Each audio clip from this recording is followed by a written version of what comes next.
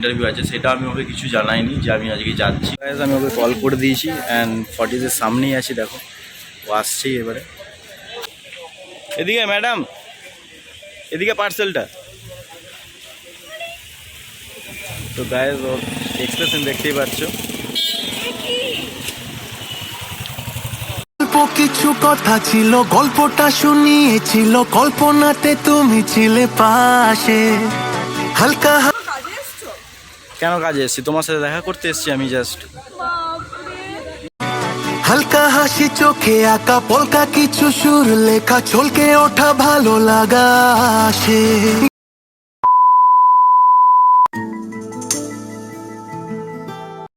Hello everyone, good morning and welcome back to our channel it's Shyamraj. তো guys আজকে আমি সকাল সকাল উঠে গেছি অ্যান্ড উঠেছি বিশেষ কোনো কারণ যাবো আমি হচ্ছে কলকাতা।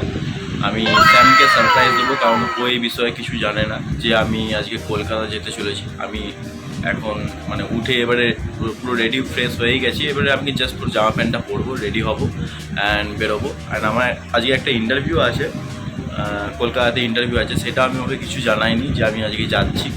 তো আমি ইন্টারভিউটা জাস্ট দেবো অ্যান্ড ওর কাছে পৌঁছাবো। তো ততক্ষণ যেন দেখতে থাকো অ্যান্ড দেখছোই যে আমি এবার রেডি হব। আর তোমার সঙ্গে দেখা হচ্ছে স্টেশনে গিয়ে, কারণ আমার যদি এখন রেডি না হয় তো ট্রেন মিস হয়ে যাবে, সেই জন্য আমি তাড়াতাড়ি রেডি হতে চলেছি। চলো তোমার সঙ্গে দেখা হচ্ছে স্টেশনে গিয়ে।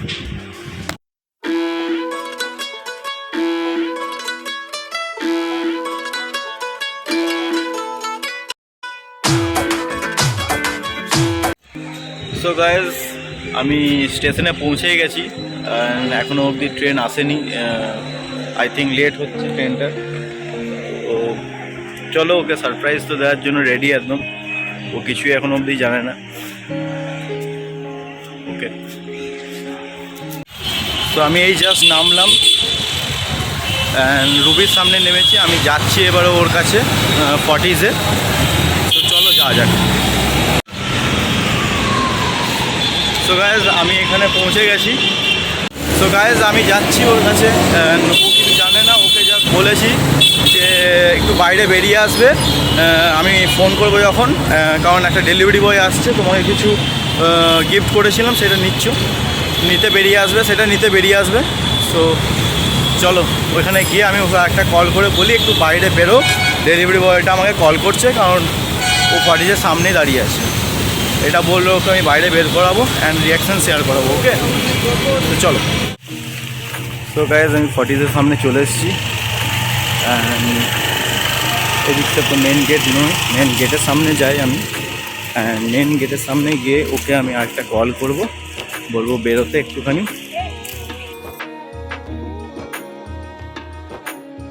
আমি ওকে কল করে দিয়েছি অ্যান্ড ফর্টিজের সামনেই আছি, দেখো ও আসছেই এবারে। সো আমি এখানে দাঁড়িয়ে থাকি সাইডে, চলো দেখা যাক। তো গাইজ আমি দাঁড়িয়ে আছি, ওই দেখো ও আসছে ওই সাইডে। আমি একটু জাস্ট সাইড হয়ে যায়, আমি অনেকক্ষণ ধরে দাঁড়িয়ে আছি। আমাকে ওকে ডাকতে হবে অ্যান্ড আমি সাইড থেকেই ডাকবো ওকে। এদিকে ম্যাডাম, এদিকে পার্সেলটা। তো গাইজ ওর এক্সপ্রেশন দেখতেই পাচ্ছ।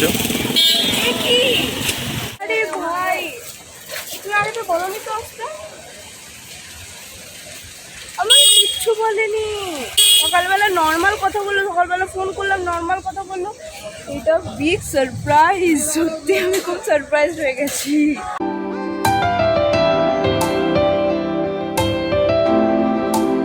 কাজে এসছো? কেন কাজে এসছি? তোমার সাথে দেখা করতে এসছি আমি জাস্ট।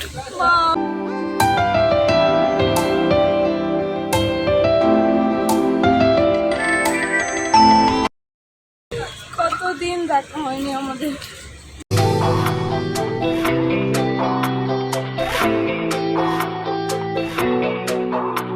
এখানে একটুখানি নার্ভাস হচ্ছে বলতে। ঘরে গিয়ে তো আমাকে ও মারবেও, আবার কান্নাকাটিও করবে। চলো।